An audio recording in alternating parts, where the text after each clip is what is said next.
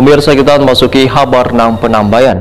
Warga di kawasan RTH Taman Kamboja, Jalan Anang Ande Nansi, Banjarmasin Tengah dikejutkan dengan kebakarannya sebuah kendaraan metik jelang tengah hari Senin 6 November 2023. Berkat adanya bantuan warga serta tim pemadam kebakaran, akhirnya kobaran api yang membesar bisa dipadamkan dengan menggunakan apar.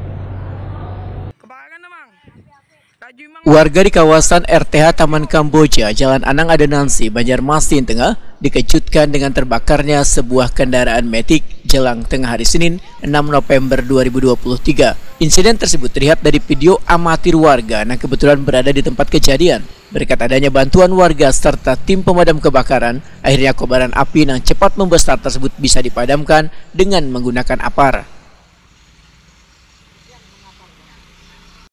Hari ini pemilik kendaraan yang terbakar, Wahetakuni Prima TV, memedahkan kejadian berawal saat dirinya sedang makan gorengan di kawasan tersebut.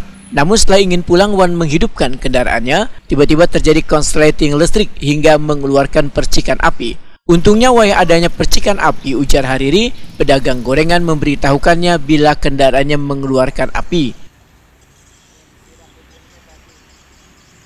Walaupun kontak kendaraannya sempat dimatikan, namun api, ujar Hariri, tiba-tiba membesar. Wan menyambar bagian bawah jok hingga membakar sebagian kendaraannya. Habis makan gorengan, starter mau kasih hidup kendaraan, nggak mau jalan itu.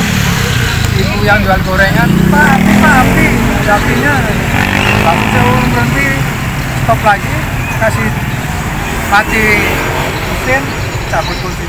Tiba-tiba langsung membesar jalan atau gimana, Pak? Iya, langsung nyala. Tadi mau kemana, Pak? Mau balik ke tempat kerja. Di mana, Pak? Saya S. Ya. Nanti gimana, Pak, bro? Biasa panggil teman itu. Panggil teman, nanti saya suruh gandeng apa. Hariri mengaku sangat bersyukur Wan berterima kasih pada warga yang dengan sigap memberikan pertolongan dengan menggunakan apar untuk mematikan kobaran api agar kada membesar.